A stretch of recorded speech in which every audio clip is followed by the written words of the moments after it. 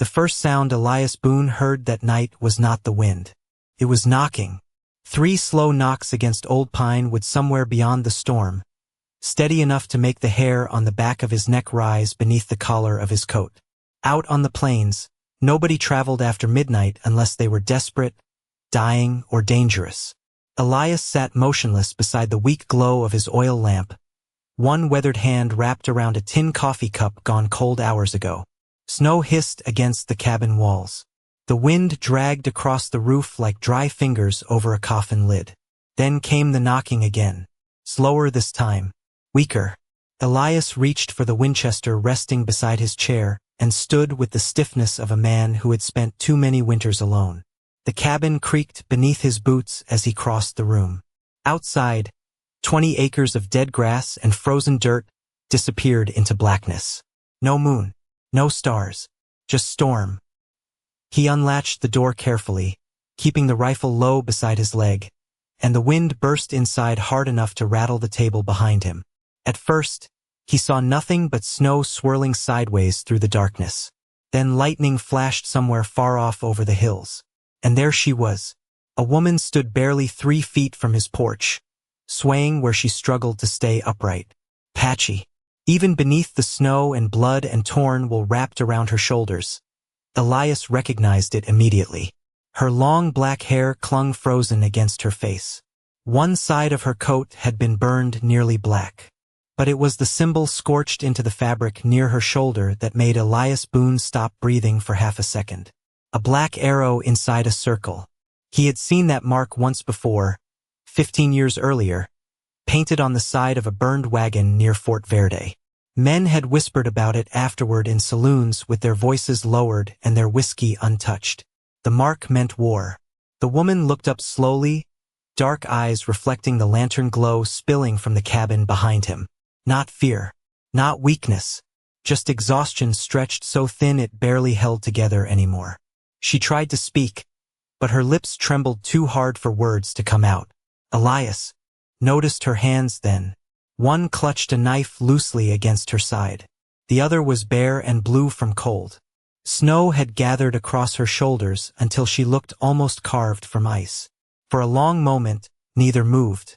The storm groaned through the empty hills around them. Elias could hear his horses shifting nervously inside the barn 50 yards away. Somewhere in the dark beyond the ranch, a coyote cried once and then went silent. The woman finally whispered something too faint to catch before her knees buckled beneath her. Elias stepped forward on instinct and caught her before she hit the porch boards.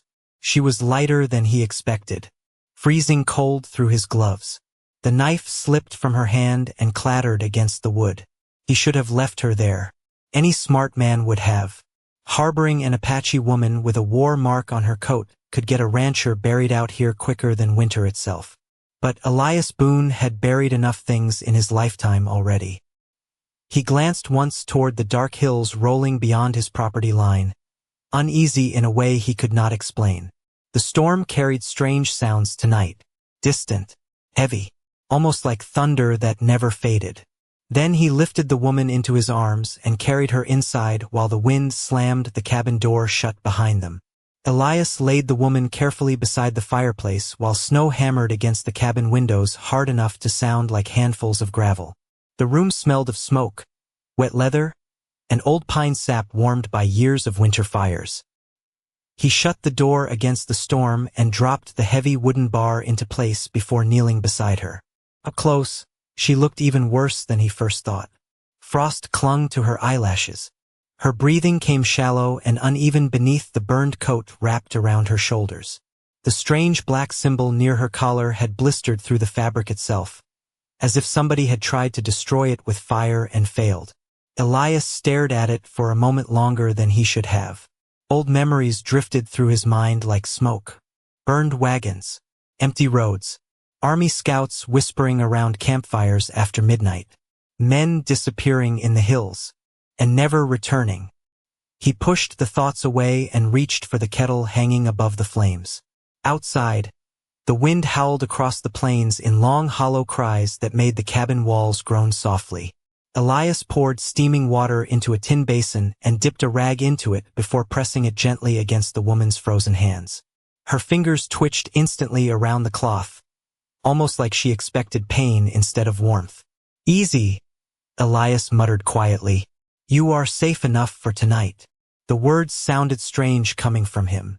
He had not spoken more than a few sentences a day for nearly 6 years. Not since the fever took his wife Clara and their little boy Samuel during the same winter.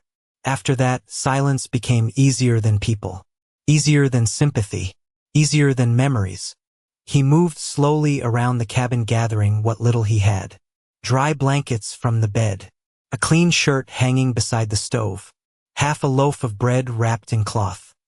He worked with the calm patience of a man used to surviving hard seasons alone. The woman stirred when he tried to remove the frozen coat from her shoulders. Instantly her hand shot toward the knife missing from her belt before panic flashed across her face when she realized it was gone. Elias lifted the blade from the table nearby and placed it within her reach without a word. Her dark eyes narrowed at him through strands of wet black hair. Suspicion sat inside those eyes deeper than fear ever could. "Why?" she whispered weakly. Her voice carried the rough exhaustion of somebody who had not rested in days. Elias shrugged once while pouring hot broth into a bowl. "Because if I wanted you helpless," he said quietly, "I would not have picked the knife up at all." She watched him carefully after that. Every movement, every glance, like somebody measuring danger in inches. Elias handed her the bowl slowly. Steam curled between them in the dim cabin light. For a second her hands trembled too badly to hold it steady. He noticed bruises beneath the soot on her wrist, then looked away immediately. Out on the plains, a man learned when not to ask questions. The horses outside shifted restlessly in the barn again. Elias frowned slightly. His animals did not scare easy. He crossed toward the frost-covered window near the table and wiped part of the glass clear with his sleeve. Darkness swallowed the hills beyond the ranch. Snow drifted sideways across the open land. Nothing moved. Still something felt wrong. Then he saw it. Far away near the northern ridge, a tiny orange glow flickered once through the storm. Then another beside it. Torchlight. Elias felt his stomach tighten slowly beneath his ribs. Somebody was riding through the blizzard tonight, and they were heading straight for his ranch. The torchlights vanished as suddenly as they had appeared, swallowed whole by the blizzard rolling across the northern ridge. Elias kept staring through the frost-covered window another few seconds anyway, his weathered hand resting near the rifle leaning against the wall beside him. Something about the night felt wrong in a way the cold alone could not explain. The plains had their own language. Wind, horses, silence. A man who survived long enough out here learned when the land itself was warning him to pay attention. Behind him, he heard the soft scrape of fabric against wood. The woman had pushed herself upright beside the fire despite the exhaustion dragging at her shoulders. The blanket had slipped partially from her coat now, revealing dark leather stitched carefully with faded Apache beadwork beneath the burn marks. She held the bowl of broth tightly between both hands like it was the first warm thing she had touched in days. Her knife rested beside her knee within easy reach. Elias noticed she had positioned herself where she could see both the door and the windows at the same time. Not the habit of somebody running blindly. The habit of somebody hunted. "How many riders?" she asked quietly. Elias glanced back toward the glass. Could not tell through the snow. Her jaw tightened slightly at that. Not fear exactly. Calculation. She lowered her eyes to the flames for a moment before speaking again. "If men come here asking questions, you should say you never saw me." Elias gave a dry half-laugh beneath his breath. "That usually means trouble is already sitting in the room." For the first time, something close to amusement flickered across her face before disappearing again behind exhaustion. The fire crackled softly between them. Outside, the storm pushed harder against the cabin walls, rattling the shutters like nervous hands. Elias crossed toward the stove and added another split log to the flames. Orange light spilled through the room, brushing across old photographs hanging crooked beside the fireplace. One showed a younger Elias standing beside a smiling woman holding a small boy no older than 6. The Apache woman noticed it immediately. Her eyes lingered there longer than expected. "Your family?" she asked carefully. Elias nodded once without looking at her. "Long time ago." Silence settled over the cabin again after that. Heavy but not uncomfortable. The kind shared by people carrying losses too large for words. The woman studied him quietly while steam drifted upward from her bowl. Elias could almost feel her weighing every answer, every movement, every breath. Finally she spoke again. "My name is Nayeli." Elias turned slightly toward her. "Elias Boone." She repeated the name softly under her breath, as if testing whether it belonged to a good man or a dangerous one. Somewhere outside, one of the horses let out a nervous snort from inside the barn. Elias frowned instantly. Then came another sound beneath the storm. Faint, rhythmic, hoofbeats. More than one rider this time. Nayeli heard them too. Her entire body stiffened. In one quick motion she set the bowl aside and grabbed the knife from the floor. The firelight reflected sharply along the blade as she rose unsteadily to her feet. Elias reached for the Winchester near the wall while the hoofbeats grew louder beyond the wind. Not rushing. Slow. Controlled. Whoever rode toward the ranch tonight wanted the people inside to hear them coming. Then through the storm came the low creak of saddle leather and the distant jingle of spurs somewhere beyond the porch. Nayeli stepped backward toward the shadows near the fireplace, her breathing suddenly shallow again. "Do not open that door," she whispered. Elias looked toward the shaking wooden frame as another slow knock echoed through the cabin. This time there was no weakness behind it at all. The knocking came again, slow, patient, not the sound of frightened travelers begging shelter from a storm. This was different. Whoever stood outside Elias Boone's cabin already believed they belonged there. Elias tightened one hand around the Winchester while the fire snapped softly behind him. Across the room, Nayeli stood half-hidden near the stone fireplace. One shoulder pressed against the wall, dark eyes fixed on the door without blinking. The knife in her hand remained perfectly steady now despite the cold still clinging to her body. Elias noticed that first. Fear made hands shake. Training did not. Snow hissed against the windows while the horses outside stomped nervously inside the barn. Another gust of wind rattled the roof hard enough to shake dust from the rafters overhead. Then a voice drifted through the storm from the other side of the door. "Evening, Boone." Elias recognized it immediately. Walter Grin, deputy from Black Creek. The man sounded calm, but there was tension underneath the words like wire pulled too tight. "Late hour for company," Elias answered without moving closer. A faint chuckle came through the wood. Storm changed everybody's plans tonight. Elias glanced sideways toward Nayeli. Her face had gone pale beneath the firelight the moment she heard the voice. Not because she knew the deputy personally, because she knew why men like him rode through blizzards after midnight. "Money. Open up," Walter called again. "Need to ask you a few questions." Elias stayed silent several seconds too long. Outside, leather creaked softly as horses shifted weight in the snow. More than one rider. Maybe 4. Maybe 5. Enough to matter. Nayeli stepped forward quietly until she stood only a few feet behind him. "If they see me," she whispered, "they will not leave." Elias kept his eyes on the door. They might not leave anyway. The cabin suddenly felt smaller than before. The warm firelight, the smell of broth and pine smoke, the old photographs on the wall, all of it pressed inward beneath the weight of approaching trouble. Elias thought briefly about the last time armed men stood outside his home at night, 6 years ago. Different storm, different faces, same feeling in his gut. He remembered Clara blowing out the lamp while Samuel slept upstairs wrapped in quilts.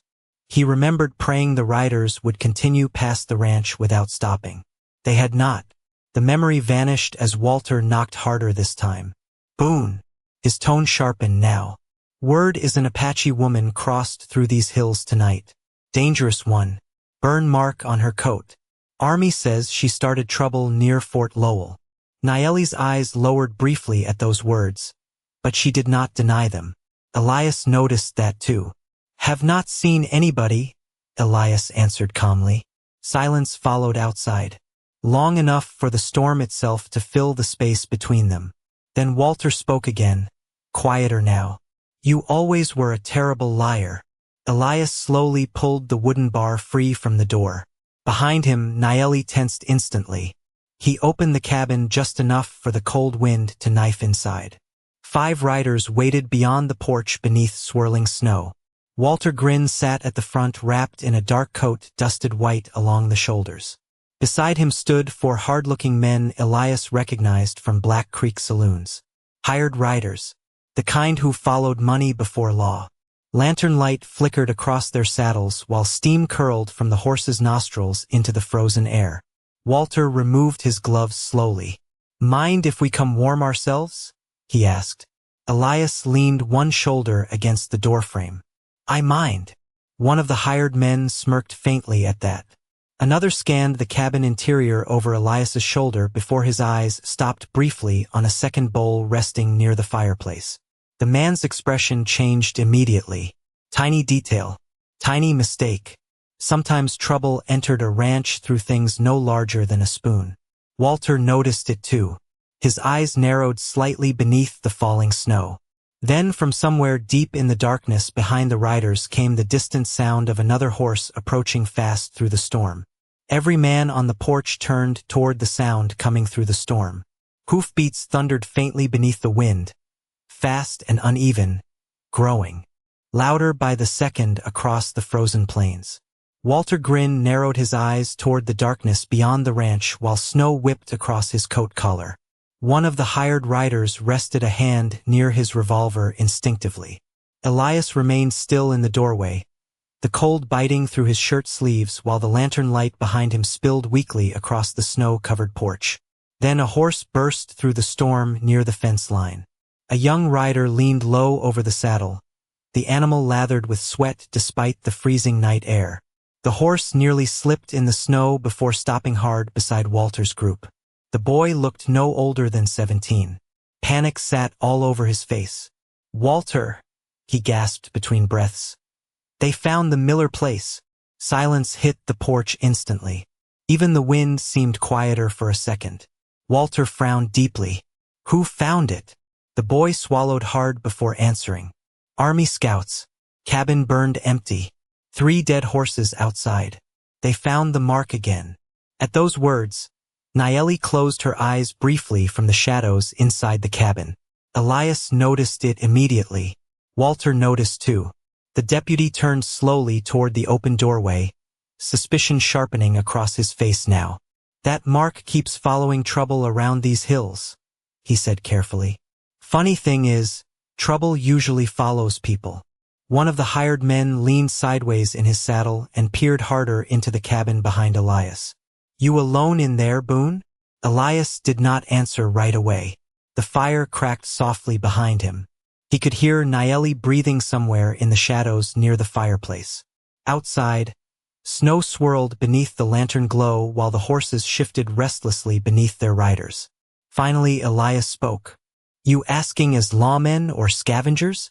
Walter's expression tightened at that. The younger deputy glanced nervously between both men before lowering his voice. "This is bigger than bounty money now. Fort Lowell wired Black Creek 2 days ago. They say an Apache faction is trying to start a war before spring." Naeli stepped forward before Elias could stop her. Firelight touched her face as she emerged from the shadows wrapped in blankets and soot. Every rider on the porch froze instantly. Her dark eyes moved calmly across the men despite the exhaustion weighing on her shoulders. "The war already started," she said quietly. Snow drifted through the open doorway between them. Nobody moved. Walter stared at the burn mark near her shoulder and slowly exhaled beneath his breath. "So it is true," he muttered. One of the hired riders spat into the snow beside his boot. "Army pays $500 for information leading to her capture." Elias saw the flicker of pain cross Naeli's face then disappear behind stillness. $500. Enough to save a dying ranch. Enough to buy cattle. fencing, seed, a second chance at life. Every man standing there knew it. Walter looked toward Elias carefully. You hand her over tonight, Boone. Nobody asks questions later. The wind groaned low across the hills beyond the ranch. Elias stared at the snow gathering across the porch boards while old thoughts crawled through his mind like ghosts. Debt notices sitting unopened on the kitchen table. Empty stalls in the barn. Winter feed running low. Another month alone out here and the bank would own every inch of his land. Then he looked at Nayeli. Exhausted. Frozen. Still standing despite all of it. Her hand rested near the knife at her side. But not once had she begged him for help. That mattered somehow. Elias lifted his eyes toward Walter again. She stays here tonight. One of the hired men cursed softly beneath his breath. Walter looked genuinely disappointed. You really want to gamble your ranch over somebody you met an hour ago? Elias glanced once toward the dark hills swallowed by snow beyond the porch. No, he said quietly. But I do not sleep well after abandoning people in storms anymore. Somewhere far off in the darkness beyond the ranch, a single horse cried out across the frozen plains. Then another answered it. The answering cry rolled across the plains again, deeper this time, carried by the wind through the darkness beyond the ranch. Every horse on the porch shifted nervously at the sound. Elias noticed Walter grin glance toward the hills with sudden uncertainty hardening beneath. His calm expression. Men who spent enough years near frontier territory learned to recognize certain things. Thunder. Wolves. War parties. The night had begun sounding too much like the last one. Snow swept sideways across the porch while the storm slowly weakened overhead. The wind no longer screamed now. It whispered, and somehow that felt worse. One of the hired riders pulled his coat tighter and muttered, "We should leave before daylight." Walter ignored him. His eyes stayed fixed on Nayeli standing inside the cabin doorway beneath the lantern glow. "You brought them here," he said quietly. Nayeli shook her head once. "No, they were already coming." Elias frowned slightly at those words. Walter heard it too. "Who?" he asked. Nayeli hesitated for the first time since stepping into the light. Fire cracked softly behind her while shadows moved across the walls of the cabin. "Men carrying the burned arrow," she answered carefully. "Not Apache. Not soldiers. Something in between now." The younger deputy shifted uneasily in his saddle. "What does that mean?" Nayeli looked toward the storm-dark hills beyond the ranch. "It means men who profit from war have decided peace is bad for business." Silence followed her words. Even the hired riders stopped smirking after that. Elias had seen those kinds of men before during his years working cattle trails near army forts. Traders who sold rifles to both sides. Scouts who started rumors because fear paid better than honesty. Men who hid greed beneath flags and uniforms. Walter rubbed snow from his mustache slowly. Fort Lowell claims Apache raiders burned the Miller place. "The Millers sheltered Apache children last winter," Nayeli replied. "Some people wanted others punished for it." Elias noticed the change in Walter's face then. Doubt. Small but there. The deputy glanced toward the black burn mark on Nayeli's coat again. "That symbol?" he asked quietly. "What is it really?" Nayeli lowered her eyes briefly before answering. "A warning." The wind groaned low outside the ranch buildings while snow slid from the barn roof in heavy sheets. Somewhere inside the stable, one horse kicked hard against wood. Elias crossed slowly. Onto the porch now, Winchester resting loose in one hand. Cold air wrapped around him instantly. The riders watched him carefully. "Storm is easing," Elias said. "You men should decide whether you are hunting somebody or just trying to survive the night." Walter stared at him several long seconds before finally climbing down from his horse. Snow crunched beneath his boots as he stepped closer to the porch. "Truth is," he muttered quietly enough only Elias could hear, "I do not know anymore." Elias looked at the tired lines beneath the deputy's eyes and believed him. Walter removed his gloves slowly and lowered his voice further.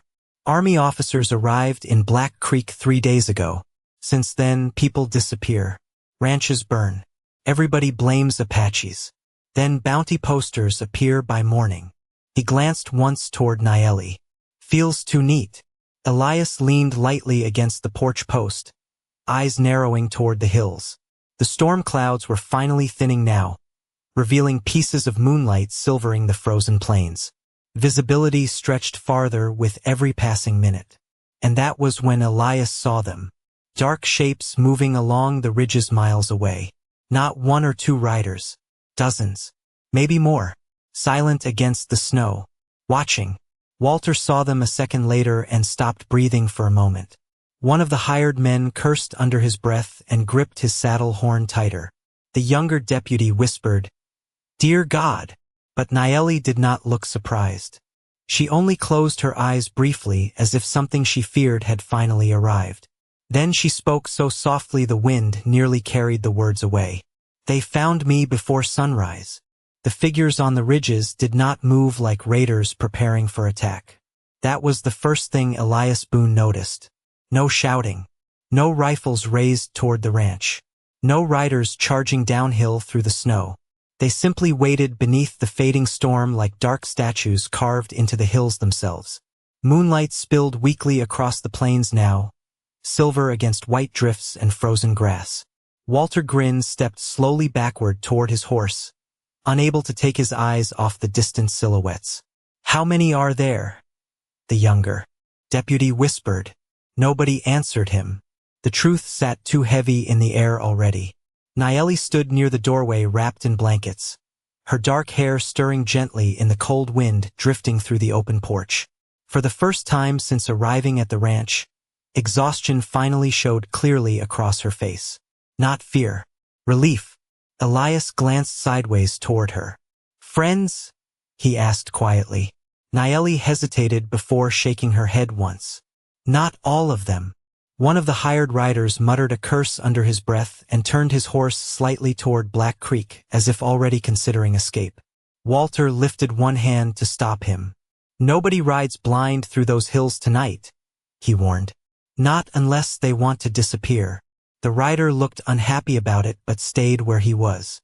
Elias stepped farther onto the porch while the freezing wind tugged lightly at his coat. His ranch sat alone in the valley between those ridges. Small, fragile.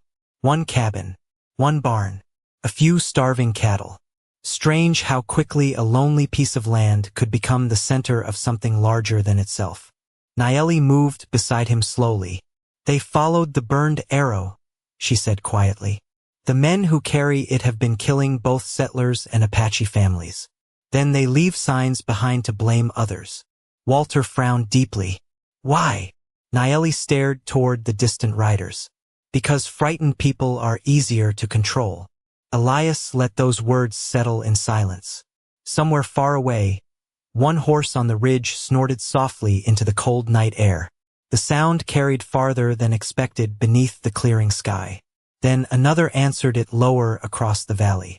Walter looked suddenly uneasy again. "If those are Apache riders," he said carefully, "why are they just sitting there?" Naeli's eyes darkened slightly in the moonlight.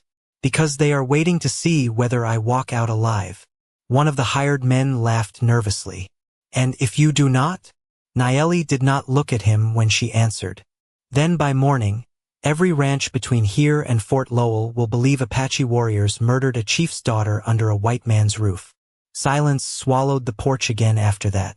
Elias understood it immediately. Somebody wanted blood spilled tonight. Did not matter whose. Just enough to ignite the frontier. Walter understood too. Elias could see it in the deputy's face now. The slow realization that every bounty poster and burned ranch might have been part of the same rope tightening around the territory. The younger deputy swallowed hard. "So what happens now?" Naeli looked toward Elias before answering. "Now somebody chooses whether this valley wakes up to peace or war." The wind softened suddenly as the last of the storm clouds drifted eastward. More moonlight spilled across the hills. And that was when Elias saw them clearly for the first time. Riders. Dozens upon dozens spread across the ridgelines in complete silence. Some carried long spears wrapped with feathers that moved gently in the cold wind. Others held no weapons at all. Their horses stood perfectly still beneath them, waiting, watching. One figure sat farther ahead than the others atop a massive dark horse near the northern ridge. Even at this distance, Elias could feel authority in the way the rider held himself. Nayeli lowered her eyes slightly when she noticed him. Walter breathed out slowly beside Elias. "Who is that?" Nayeli answered almost too softly to hear. "My father." No sooner had the words left her mouth than a new sound drifted across the frozen valley. Hoofbeats. Fast. Closer than before. But these riders were not coming from the hills. They were coming from the south road leading straight toward the ranch. The riders from the south road came hard through the last of the storm, 6 horses cutting across the frozen valley, with snow spraying beneath their hooves. Lantern light flashed against rifle barrels and brass buckles as they approached the ranch at full speed. Walter Grin cursed softly beneath his breath the moment he recognized the lead rider. "Clay Mercer," he muttered. Elias narrowed his eyes. He knew the name. Everybody within 50 miles of Black Creek knew it. Mercer traded cattle when it suited him, rifles when it paid better, and rumors whenever fear could make him rich. The man rode like somebody who believed the whole frontier already belonged to him. Clay Mercer pulled his horse to a sharp stop near the porch, breathing hard clouds into the cold air. Unlike Walter and the deputies, Mercer did not look nervous about the Apache riders watching from the hills. He looked irritated. "There she is," Mercer said immediately, eyes locking onto Nayeli beneath the porch lantern. "Told Fort Lowell she would run north." Nayeli stepped slightly behind Elias without realizing she had done it. Elias noticed. So did Mercer. The trader smiled faintly beneath the frost gathered in his beard. "Funny thing," Mercer continued calmly. "Everywhere that woman goes, dead folks and burned cabins follow." Walter looked toward him sharply. "You were at the Miller place?" Mercer shrugged inside his heavy coat. "Passed through after the smoke." Elias watched the man carefully. Something felt wrong immediately. Not the words. The timing. Mercer had arrived too fast. Too certain. Like a man following a trail he already knew by heart. The Apache riders remained motionless across the ridges surrounding the valley. Silent witnesses beneath the moonlight. Mercer glanced toward them briefly before spitting into the snow. "This is exactly why settlers do not belong helping Apache fugitives," he snapped. "Now half the territory is about to explode." Nayeli's expression hardened for the first time since reaching the ranch. "You already lit the fire," she said quietly. Mercer's smile disappeared instantly. Walter looked between them carefully now. "You two know each other?" Mercer answered first. "I know trouble when I see it." "You sold rifles with the burned arrow carved into the stocks," Nayeli said coldly. The valley seemed to go silent after that. Even the horses shifted uneasily beneath their riders. Elias saw Walter's face tighten with sudden realization. The younger deputy stared openly at Mercer now. "That is impossible," he whispered. Nayeli shook her head slowly. "No, it is profitable." Mercer laughed once, but there was no humor in it. "You think anybody out here cares who starts these little frontier wars?" He gestured toward the hills where the Apache riders waited in silence. "Fear makes men buy guns. Fear makes forts ask for protection. Fear makes weak people obedient." Elias felt something cold settle in his chest then. Not surprise. Recognition. Men like Mercer always appeared when the land smelled blood in the wind. The trader slowly reached inside his coat and removed a folded paper protected in oilcloth. He tossed it toward Walter. "Army order," he said. $500 for the woman. Dead or alive." Walter caught the paper but did not open it immediately. His eyes remained fixed on Mercer instead. "You pushed this," the deputy realized quietly. Mercer smiled again. "I made opportunity out of chaos. That is called business." The words hung ugly in the frozen air. Nayeli looked toward the Apache riders spread across the hills and slowly lowered her knife. "My people came tonight because they feared settlers killed me," she said softly. "Your people came because they hoped somebody would." Elias stared across the valley then. Hundreds of riders. White men on one side, Apache warriors on the other, one spark away from turning the whole frontier into smoke. Mercer must have sensed the same thing because his hand drifted slowly near the revolver at his hip. And at that exact moment, the rider atop the northern ridge finally moved. The massive dark horse stepped forward into full moonlight while every Apache rider behind him lowered their heads at once. Even from half a mile away, the authority of the man felt heavy enough to silence the valley itself. Nayeli whispered only one word beneath her breath. Dakota. Then all across the hills, horses began descending slowly toward Elias Boone's ranch. The riders descended the hills without hurry. Hundreds of horses moving through moonlit snow in complete silence except for the low creak of saddle leather and the soft rhythm of hooves against frozen earth. Elias Boone had seen cattle migrations louder than this. The Apache riders formed a wide circle around the valley but stopped far from the ranch itself, disciplined enough to leave open ground between them and the porch. No rifles pointed forward. No war cries split the air. Just waiting, watching. In the center of them all, Chief Dakota rode slowly toward the cabin on the massive black horse Elias had seen from the ridge. The old chief wore no feathers of ceremony tonight, no painted war symbols, only a dark winter coat dusted white with snow and a turquoise pendant hanging against his chest that caught the pale moonlight each time the horse moved. Nayeli stepped forward off the porch before anybody could stop her. Her exhaustion seemed to vanish the closer her father came. Dakota dismounted without speaking and placed one weathered hand gently against her face. For several long seconds, neither of them said a word. The old chief simply closed his eyes as if thanking God she was still alive. Elias noticed something then. The entire valley had gone still waiting for that moment. Walter Grin slowly lowered his rifle. Even the hired men looked uncertain now. Clay Mercer did not. The trader's face hardened as he glanced between the Apache riders and the deputies beside him. Fear finally reached his eyes. Not fear of death. Fear of losing control. You cannot let them walk away, Mercer snapped toward Walter. You know what happens if settlers think Apache riders can surround ranches whenever they please. Walter stared at him coldly. Seems to me they surrounded this ranch because somebody tried real hard to start a war. Mercer opened his mouth to answer but stopped when Dakota finally turned his gaze toward him. The old chief's eyes carried no rage. Somehow that made them heavier.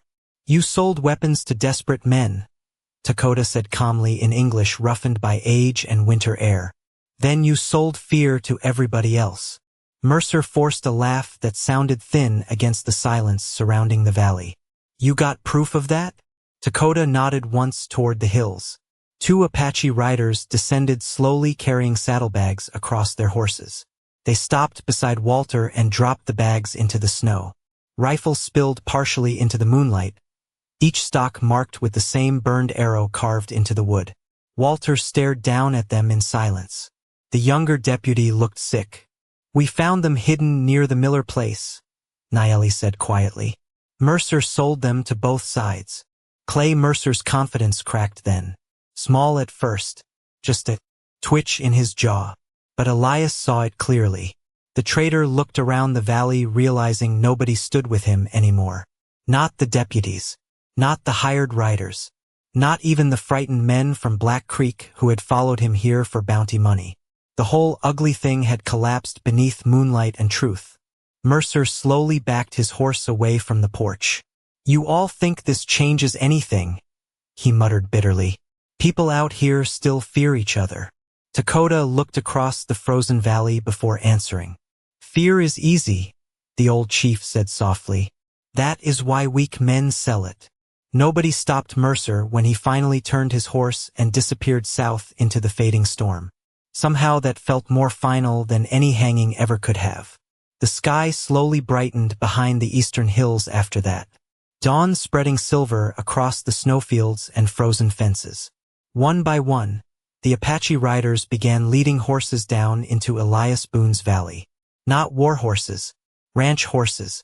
Strong animals with thick winter coats and leather tack polished from careful hands. Dozens of them. Then hundreds. Elias stared in disbelief as the valley floor slowly filled with horses moving quietly through the morning light. Dakota stepped onto the porch beside him. My daughter said a poor rancher opened his door when others would not, the chief said. An Apache does not leave such debt unpaid. Elias looked across the sea of horses covering his land all the way to the hills. Enough to save the ranch 3 times over. Enough to erase every debt notice sitting unopened on his kitchen table.